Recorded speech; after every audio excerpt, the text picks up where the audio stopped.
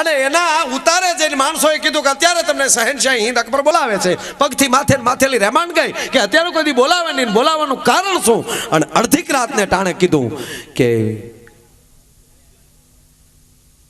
મારા બેનને તેડી આવો. અકબર બીજો શબ્દ બોલ્યો નથી. ત્યારે એને કીધું કે તમે બીજાને હુકમ કરી શકો, પૃથ્વીરાજને નહીં. તાકે એ રીતે નહીં, હાઢુના હક પણ તો કહીએ કોને. અત્યારે જ નીકળો, હુકમ છૂટી ગયો. રાતની યાલી 60 નીકળી ગઈ અને ત્રીજા દિવસે એમ કહેવાય કે રાજસ્થાન પહોંચે છે.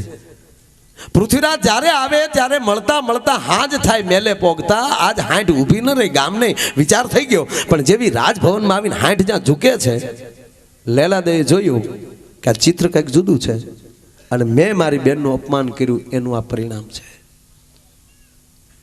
હજી રાજપૂત આવ્યા એટલે કીધું બોલો, આ તમારી આવક કંઈક જુદી છે કે તમને તેડવા આવ્યો છો. કે દરબાર ખોળિયામાલી પ્રાણ વયા જાય ભલે વયા જાય, પણ મારા પગલા દિલ્હી બાજુ ઉપડે નહીં કોઈ દી. કે હું સમજુ છું કે આનું કરવું શું. ત્યારે લેલાદેવે વાત બહુ સારી કરી કે મેં તમારા નામની ચૂંદડી ઓઢી છે, આ ચૂંદડીની લાજ રાખવી એ પુરુષના હાથની વાત છે. બાકી જો મારી ચૂંદડીની પાઘડી તમે બાંધી હોત તો રણસંડી બની અને સહાર કરવાની મારામાં તેવડ છે. પણ મેં તમારી ઓઠણી ઓઢી છે, હવે શું કરવું નિર્ણય તમારે કરવાનો. અને દરબાર સફર તો કરો, રાફડા કોઈ દી સુના ન હોય. અને પૃથ્વીરાજ નીકળે છે અકબર સામે યુદ્ધ કરવા માટે. એમ કહેવાય કે રાજપૂતો ગોતે છે પણ 52 ભેગા થયા. હવે 52 થી દિલ્હી સર ના થાય, હાલતા હાલતા સોમનાથ આવ્યા. સોમનાથ આવીને એ 52 જણાને કીધું તમે પોતપોતાના ઘરે વયા જાઓ. હવે હું રાજપૂતાણીને મોઢું દેખાડી કે એવી મારી સ્થિતિ નથી. અને મેં જે કૃષ્ણ પરમાત્માનો જે ગ્રંથ લખ્યો છે એ દ્વારકાને અર્પણ કરી અને હું સાગરમાં પડતું મૂકી દઈશ. અને લેલાદે અહીંયા ઝેર પી લેશે. એટલે અમારે કોઈ બાંધવું નથી, કારણ કે આપણાથી 52 જણાથી દિલ્હી સર નો થાય. ત્યારે ઓલા 52 કીધું કે અમે આવું કિરેકીને આવ્યા છે, હવે અમે પાછા જઈએ એમ આયલા અમે નથી સાહેબ. આ મિત્રો કે તો હવે હાલો હવ દ્વારકા બાજુ હાલ્યા. પણ પૃથ્વીરાજના બેન જે છે એ પોરબંદરમાં હારે કે એને ખબર પડે તો બનેવી સાહેબને રાજાને જેઠવા ઠાકોરને જોડાવું કે કેમ. એટલે આડું પોરબંદર ન આવે એટલે રસ્તો ફેરવ્યો, સુરેન્દ્રનગર માથેલી નીકળ્યા અને બરોબર સરાવડાના નેહની બાજુમાં નાનું એવું તળાવ ને તળાવને પાળ ઉપર એમ કહેવાય કે 52 ઘોડાની પડઘલિયું વાગે. અને 52 ઘોડાને જ્યાં પાણી પીવા તળાવમાં ઉતારવા અને 52 ઘોડાના ડાબલાની ધૂળની ડમરીયું ચડતી જાય. અને એ પડઘાના અવાજમાં ઓલે કાઠેલી એમ કહેવાય કે 12-13 વર્ષની જગદંબા માથે લોબડી ઓઢી છે, હાથમાં લાકડાનો બડિયો છે અને પારુડા પાવા ઉતરું પાડુરાને ભડકવું. અને ભડકતાની સાથે ભગવતી આકલ મારી કે રાજપૂત તારા ઘોડા નાન્યા ઉભા રાખ, મારા પારુડા ભડકે છે. આ પડકારામાં રાજપૂત સમજી ગયો કે છે હવાવેતની નાગણી પણ ફૂફાડો જુદો છે. એ ઘોડા ઉભા રહી ગયા, ઘોડાનું પલાણ છાંડી પાઘડીનો આટો કાઢી ડોકમાં નાખી અને ત્રહિમામ સલ્લાગત શું કરી અને ભગવતીના ચરણ પકડ્યા. માં હાવ કરજે, ખબા કરજે, ભૂલા પડેલા છે. ભૂલા પડેલાનો જ આશરો ચારણનો નિયમ છે. મારા બાપ વિયાય રોટલા ખાઈને જવાય, એ વગર જવાય નહીં. કે માં પણ અમે કે માં બોલાય નહીં બેટા, આજ મારા નેહડેલી જો તમે ભૂખ્યા વ્યા જાઓ તો ચારણનું નેહડું લાજે. હવે વિચાર કરી લેજો, 52 ઘોડા હોય, પૃથ્વીરાજ રાઠોડ બેઠો હોય ઘોડા ઉપર અને 13 વર્ષની જગદંબા ઘોડાની વાઘ પકડી અને હાલી જાતી છે. રૂપક કેવું લાગ્યું છે સાહેબ. પોતાને નેહડે લઈ ગયા, ઢોલિયા ઢળાણા, રોટલા તૈયાર થયા, સાહુ પીધા અને રોટલા ખાઈ અને મૂછને આળો ટાળો દઈને એમ કહેવાય કે રાજપૂત પૃથ્વીરાજ બેઠા છે. અને તેદી એની બાજુમાં બેહીને દાઢીએ હાથ લઈ જઈને 13 વર્ષની ભગવતી એમ કે પથો શું તકલીફ છે કે બેટા. હવે 13 વર્ષની દીકરી પૃથ્વીરાજ રાઠોડ જેવાને એમ કહેતી શું તકલીફ છે કે બેટા. હવે આ રૂપકના વિચાર કરો તમે, શું તકલીફ છે. માં આ પરિસ્થિતિ લેલાદેને દિલ્હી લઈ જાય, તક લઈ જાજે બેટા. અને જ્યારે કામ પડે ત્યારે મને હાથ કરજે. આ હામો બેઠો મારો બાપ ઉદો ચારણ છે, એની હું દીકરી છું, મારું નામ આઈ રાજલ છે. અને તકલીફ પડે દિલ્હી અને એમ કહે છે કે આવજે રાજલ ઉદાની, મારી આવજે રાજલ ઉદાની, એ મારી આવજે રાજલ ઉદાની. અને 3 હાદે જો હું ના આવું નહીં તો બેટા ચારણની દીકરી મટી જાઉં. પૃથ્વીરાજને થોડી વિચાર આવ્યો, શંકા પડી કે આવે ક્યાં દિલ્હી? માં દાંત મળી કાઢવા કે બસ બેટા, તમે ભરોસા ભૂલી જાવ છો ને ત્યારે જ ભગવતીઓ આગી ઉભી જાય છે.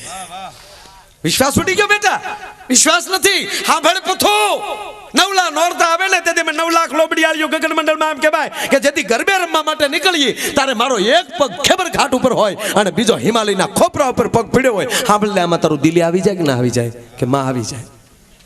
તાક તો હવે હાથ કરજે. ગયા લેલાદેને વાત કરી. લેલાદે કીધું, હું કહેતી હતી રાજપૂત આપણો કોઈ દી સુનો ન હોય, હવે શક્તિ હારે છે, હવે મારે આવવામાં કોઈ વાંધો નથી. અને જાય છે, ઉતારે ઉતર્યા છે. ખબર દીધા અકબરને. અકબર લેવા માટે, લેલાદેને તેડવા માટે એમ કહેવાય કે રથ મોકલે છે અને હુકમ કરે છે કે બેસાડી ગયો. લેલાદે કહે છે પૃથ્વીરાજ, રાજપૂત હવે રથમાં હું નહીં બેહું, હવે માને હાથ કરી. અને સાહેબ પૃથ્વીરાજ હાથ કરે દિલ્હી. ક્યાં સરાવડો ને ક્યાં દિલ્હી, કટ દિલ્હી કટ આગરો અને કટ સરાવડો સફેદ.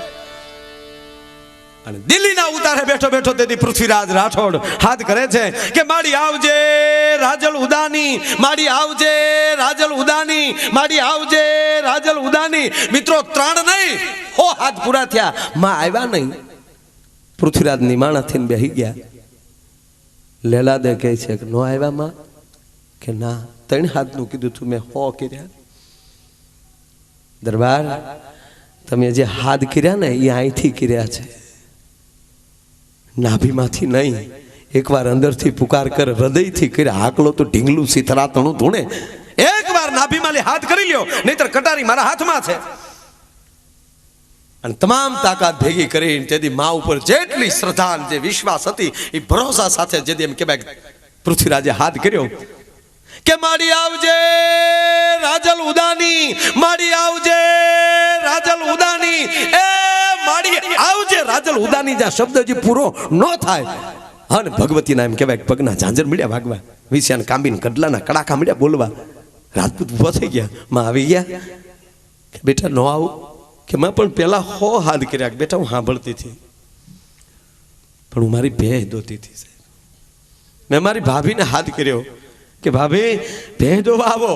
ત્યારે મારી ભાભીએ બેટા એમ કીધું કે મારો દીકરો ધવરાવું છું, નણંદબા તમે ભેહ ધોઈ લ્યો. તેથી મેં પથું એમ કીધું કે તારો દીકરો મન મર્યો, મારો દીકરો મન દિલી હાથ કરે છે, એટલે બેટા થોડીક વાર લાગી. પણ હવે હું છે કે એકમાં રથ આવ્યો, તાકે રથમાં હવે રાજપૂતાણી ના બેહે, ભગવતી બેહે. અને રથની અંદર એમ કહેવાય ભગવતી બેહી ગયા. રથ હાલતો થયો. 3જે દરવાજે દિલ્હીના રથને પહોંચવું. અકબર અટારીએ ઊભો છે. રૂપ જોવા માટે ઈશારત થઈ તલવારની અણીથી. એમ કહેવાય કે એ રથના પડદાને હટાવવામાં આવ્યો અને માણસોની નજરો ચોંટી ગઈ કે કેવો પગ નીકળશે. મોટા માણસની ગાડી ઊભી રહી ને એટલે દરવાજાની નીચે પગ પાસે માણસની નજરો લાગે. કેવો પગ છે? કાંબીન કડલાવાળો, વિષ્યાન ઝાંઝરવાળો. કેવો પગ છે? એ કેવો પગ છે? કેવો પગ છે? વાતો હાલતી છે. પગ નીકળ્યો પણ ગાંડી ગીરની સિંહણીનો પગ નીકળ્યો ભાઈઓ. ઘ્યા કરતે એમ કે ભાઈ કે ગાંડી થઈને નડક મારી અને જેથી અકબરને પસાડ્યો અને ત્રિશુલ લઈને એમ કે ભાઈ જ્યાં ઘા કરવા ગઈ અને મોઢામાં શબ્દ નીકળી ગયો, અમ્મા જાન. માં કીધું ને ઓઠે અટકી ગયું. હે ગાંડા, માં કીધી તે મને, હવે હું મારું તો આ દેશનું માતૃત્વ લાજે. પણ સાંભળી લે અકબર, આજ પછી કોઈ હિંદવાણી બાઈ ઉપર જો તે હીણી નજર કરી અને લોટકી બાઈ જેમ તાવડીમાં રોટલો ફેરવી નાખે એમ તારું દિલ્હી ન ફેરવી નાખું તો ઉદાચારણની રાજલ મટી જાવ. અરે માં, હવે તો તારું અહીંયા મંદિર થાય તાકે એ તો હું આવી ક્યાં થઈ ગયું. પણ હવે માય કીધું, કારણ કે હવે તે મને માં કીધી ને હવે દીધા વગર જાઓ તો હું માનો કે ભાવ. આમલી જોધાભાઈ આવી ગયા થોડી કે માં કે નો મારું બટા બેહી જાસાની મને માં કીધી પછી હું ઘા ન કરું. પણ ધ્રુજે, દિલ્હી ધ્રુજે સાહેબ. ત્રિશુલ અટકી ગયું પણ હજી આંખનો જે માનો જે એમ કે ભાઈ જવાળા નીકળતા હતા આંખમાં એ જે ઠેર્યા નહોતા. માગ કડી મળી કરવા કે બેટા માગી લે હવે. ત્યારે અકબરે કીધું કે માં માગું એટલું કે મારો સમાજ ગમે એટલી મજૂરી કરતો હોય ને ગમે એટલો ભૂખ્યો હોય, માં એને કોઈ દી થાક ન લાગવો જોવે કે જા બેટા આપ્યું, પણ આજ પછી મારા હિન્દુસ્તાનનું રક્ષણ કરજે, ભક્ષણ કરવાની કોશિશ ન કરતો, નહીં તો આ ભગવતી ગમે ત્યારે ઊભી થાય. કહેવાનો અર્થ કે આ દેશની સંસ્કૃતિ જ્યારે જ્યારે તૂટી છે ત્યારે આ દેશની શક્તિએ જ પડકાર કર્યો છે. એ ભગવતી એ 9 લાખ લોબડિયાળી માલી હોય કે આપણી જન્મ દેનાર માં હોય, માં તત્વ જેવું છે. મંદિરો નવા, એની મૂર્તિ નવી, એમાં પૂજારી નવા નવા હોય, પણ દેવ તત્વ જૂના જૂના. એ મિત્રો 100 વર્ષ વ્યા જાય તો માતૃત્વ ભૂલાય નહીં, માં ભૂલાય નહીં. શિવાજીની માં જીજાબાઈ જેદી ખોળિયામાંથી પ્રાણ મૂક્યા અને છત્રપતિ શિવાજી જેદી માથા પસાડતો હતો તેથી સંભાજી જેવા એમ કહેવાય કે એના દીકરા હતા. અને તાનાજી જેવો મિત્ર હતો. એ તાનાજીને એક હાથ નહોતો પણ ડાબો હાથ ખંભા ઉપર નાખી અને તેથી એમ કીધું તું શિવા સાનો રે બાપ, તું છત્રપતિ છો, આવી રીતે રોઈ હારું ન લાગે.